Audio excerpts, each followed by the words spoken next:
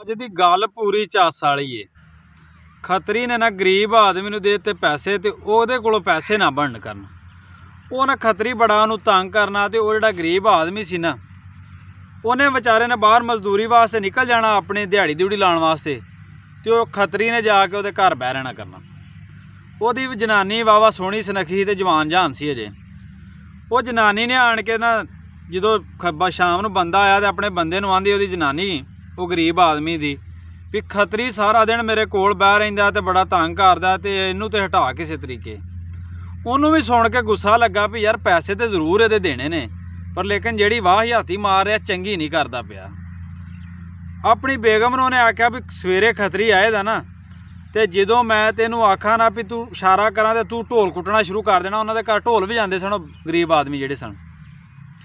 ਖੱਤਰੀ ਕਲਮ ਦੀ ਬੜੀ ਮਾਰ ਦੇ ਰਿਹਾ ਸੀ। ਤੁਹਾਨੂੰ ਪਤਾ ਖੱਤਰੀ ਜਿਹੜੇ ਹੁੰਦੇ ਨਾ ਇਹ ਬੜੀ ਕਲਮ ਦੀ ਮਾਰ ਦਿੰਦੇ ਨੇ। 10 ਦਾ ਸਵੇਰੇ 20 ਕਰ ਦਿੰਦੇ ਨੇ, 20 ਦੇ 30 ਕਰ ਦਿੰਦੇ ਨੇ।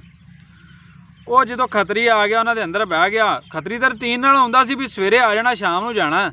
ਉਹ ਬੰਦਾ ਦਿਹਾੜੀ ਤੇ ਨਾ ਗਿਆ। ਜਦੋਂ ਖੱਤਰੀ ਆਣ ਕੇ ਬਹਿ ਗਿਆ ਤੇ ਉਹਨੇ ਨਾ ਇਸ਼ਾਰਾ ਕਰ ਦਿੱਤਾ ਉਸ ਗਰੀਬ ਆਦਮੀ ਨੇ ਆਪਣੀ ਬੇਗਮ ਨੂੰ ਵੀ ਤੂੰ ਢੋਲ ਕੁੱਟਣਾ ਸ਼ੁਰੂ ਕਰ ਦੇ। ਉਹਨੇ ਨਾ ਬਾਹਰ ਬੂਹੇ ਅੱਗੇ ਹੋ ਕੇ ਤੇ ਢੋਲ ਵਜਾਣਾ ਸ਼ੁਰੂ ਕਰ ਦਿੱਤਾ। ਉਸ ਗਰੀਬ ਆਦਮੀ ਅੰਦਰੋਂ ਲਾ ਲਈ ਕੁੰਡੀ ਤੇ ਖੱਤਰੀ ਨੂੰ ਗੋਡਿਆਂ ਥੱਲੇ ਰੱਖ ਲਿਆ। ਟੰਬਾ ਚੰਗਾ ਘੜ ਕੇ ਰੱਖਿਆ ਸੀ ਪਹਿਲੋਂ। ਉਹਨੇ ਨਾ ਕੁੱਟਣ ਲੱਗ ਪਿਆ ਤੇ ਖੱਤਰੀ ਨੂੰ ਕੁੱਟਿਆ ਬੇਭਾ ਜਿਹਾ ਹੀ। ਥੱਕ ਗਿਆ ਕੁੱਟ-ਕੁੱਟ ਕੇ ਵੀ ਵਿਚਾਰਾ ਤੇ ਕਿਤੇ ਖੱਤਰੀ ਦਾ ਹੱਥ ਪਿਆ ਕੁੰਡੀ ਨੂੰ। ਕੁੰਡੀ ਖੋਲਦਿਆਂ ਖੱਤਰੀ ਲੀਹ ਕਰ ਗਿਆ।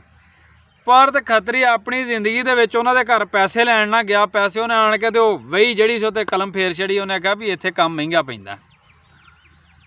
ਦਿੱਤੇ ਤਾਂ ਉਹਨੇ ਕਿਸੇ ਹੋਰ ਮਕਸਦ ਲਈ ਸਨ। ਅੱਛਾ ਗੱਲ ਉਹ ਵੀ ਗੱਲ ਉਹ ਮੁੱਕ ਗਈ। ਉਹ ਨਾ ਫਿਰ ਉਹ ਕਿਤੇ ਵੀ ਉਸ ਖੱਤਰੀ ਨੇ ਨਾ ਆਪਣੀ ਜ਼ਿੰਦਗੀ ਦੇ ਵਿੱਚ ਮੁੰਡਿਆਂ ਦੇ ਨਾਲ ਨਾ ਕਿਤੇ ਵਿਆਹ ਤੇ ਕਿਸੇ ਦੇ ਸ਼ਾਦੀ ਤੇ ਕਿਤੇ ਮੇਲੇ ਮੂਲੇ ਤੇ ਜਾਣਾ ਨਾ ਤੇ ਉੱਥੇ ਢੋਲ ਵੱਜਦਾ ਹੋਣਾ ਨਾ ਤੇ ਉਹਨੇ ਆਖਣਾ ਕਰਨਾ ਪੁੱਤਰੋ ਲੱਗਦਾ ਕਿਸੇ ਦਾ ਹਿਸਾਬ ਹੋਣ ਡਿਆ ਜੇ। ਅੱਜ ਕੱਲ੍ਹ ਨਾ ਇਸੇ ਤਰ੍ਹਾਂ ਨਾ ਕਈ ਬੰਦੇ ਜਿਹੜੇ ਨਾ ਉਹ ਨੌਕਰ ਤੇ ਭਾਈਵਾਲ ਵਾਹੀਆਂ ਦੇ ਵਿੱਚ ਰਾਖ ਉਹਨੂੰ ਰੱਖਦੇ ਨੇ ਜਿਹਦੀ ਜਨਾਨੀ ਸੋਹਣੀ ਹੋਵੇ, ਦੂਜੇ ਬੰਦੇ ਨਹੀਂ ਰੱਖਦੇ।